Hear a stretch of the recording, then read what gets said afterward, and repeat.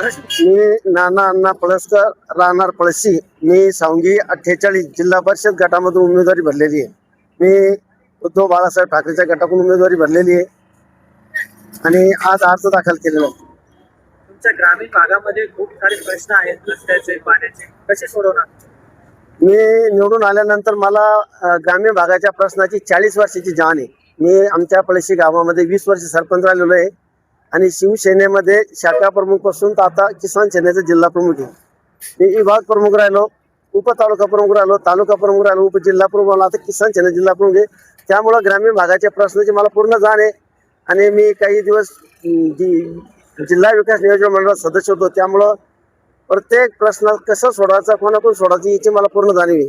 ग्रामीण भागामध्ये रस्त्याचा प्रश्न असेल, पाण्याचा प्रश्न असेल, ड्रेनेज लाईनचा प्रश्न असेल. आमच्या सर्कलमध्ये मांडकीमध्ये नारेगावचा डेपो जो मांडकी शिवारात येतो तो आमच्या मतदारसंघात येतो. त्याचं मोठं आंदोलन करून आम्ही ती कचरा थांबवला होतो. मग तो कचरा पोखरीला येणार होता, तिथं पण येऊ दिला नाही. पळशीला येणार होता, तिथं पण येऊ दिला नाही. मी पळशी गावाचा सरपंच असल्यामुळं मला महापौर भागवत कारण माझ्याकडे आले होते. फक्त एनओसी द्या म्हणे, 25 लाख रुपये देतो. पण गावाचा प्रश्न, आरोग्याचा प्रश्न असल्यामुळं त्यांनी पेट्रोल लावलं. मी कोणत्या आमिषाला बळी पडलो नाही.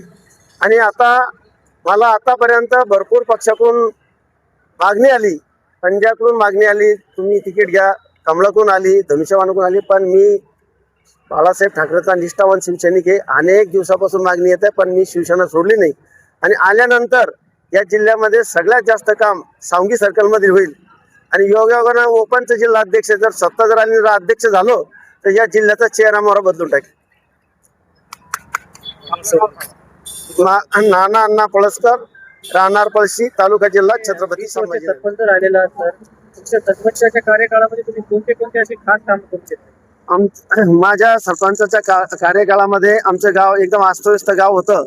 आम्ही ग्राम स्वच्छता अभियानामध्ये भाग घेतला होता आणि अतिशय गावामध्ये मोटरसायकल सुद्धा जात नव्हती. त्या ठिकाणी आम्ही मोठमोठे रस्ते तयार केले, 200 गोटे पाडले. लोकांचे घरामध्ये तुम्हाला समजी जाण्यासाठी बैलगाडी जात नव्हती, तिथं सुद्धा आम्ही रस्ता केला. आणि त्या 2000 मध्ये बैरगाव आमच्या कॉम्पिटिशनमध्ये होतं. बैरगावला मागं टाकलं होतं.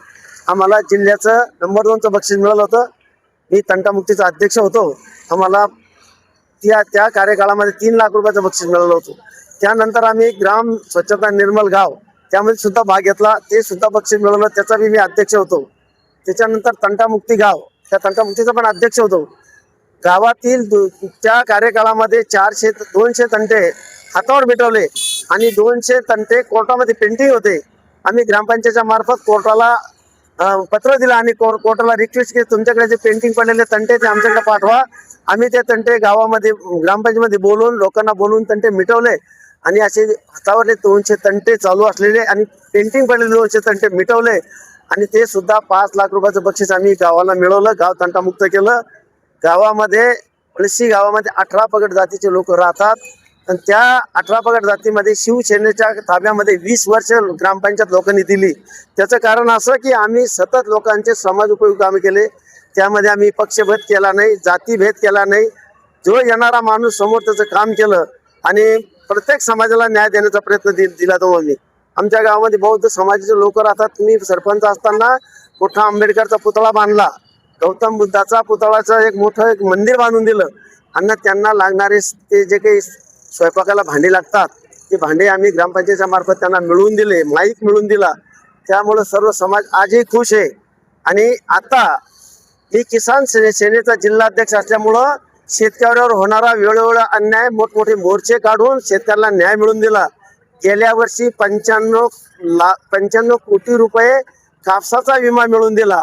ते सरकारच्या लक्षात आणून दिले. 21 दिवस जर पाऊस नाही पडला तर सरकारला 25% विमा द्यावा लागतो. ते सुद्धा मी सरकारच्या लक्षात आणून शेतकऱ्याला 25% म्हणजे 95 कोटी रुपयाचा विमा गेल्या वर्षी मिळून दिला कापसाचा. आणि या दुष्काळाचा असेल, अतिवृष्टी असेल, वेळोवेळी आंदोलन करून शेतकऱ्यांना नुकसान भरपाई मिळवून दिली. आताही सुद्धा मी या नुकसान भरपाईमध्ये शिवसेनेचा सिंहाचा वाटा आहे आणि त्याचमुळं सरकारने ही नुकसान भरपाई दिली. आजही शेतकऱ्याचा कोणताही प्रश्न असेल तर त्या प्रश्नावर आम्ही स्वतः जातींना लक्ष देऊन स्वतः आवाज उठवतो, मोर्चे काढतो, आंदोलन करतो आणि शेतकऱ्याला न्याय मिळवून देतो.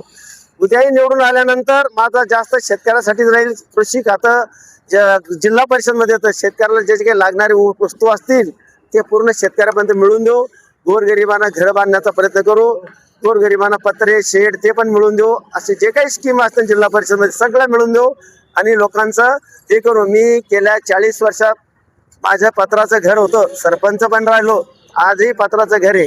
त्या पत्राच्या घरात राहतो. Right now and press the bell icon. Never miss an update.